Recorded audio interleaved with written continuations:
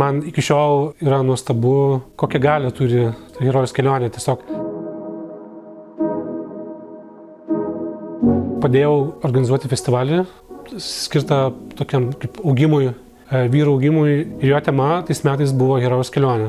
Besiruošdamas pradėjau skaityti Josepho Campbello Herojus su 1000 veidų, stora knyga, kur nagrinėja tą visą mitą su daugybė pavyzdžių ir istorijų iš įvairių kultūrų.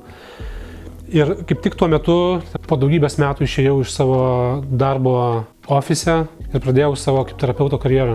Būtent tą knygą skaitydamas aš labai aiškiai suvokiu, kur aš esu, kad aš dabar einu per herojus kelionę, kuriuosi savo naują gyvenimą, naują profesiją.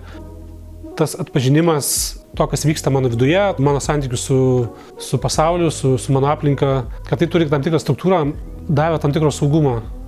Kažkaip stabilizavo tas mano patirtis.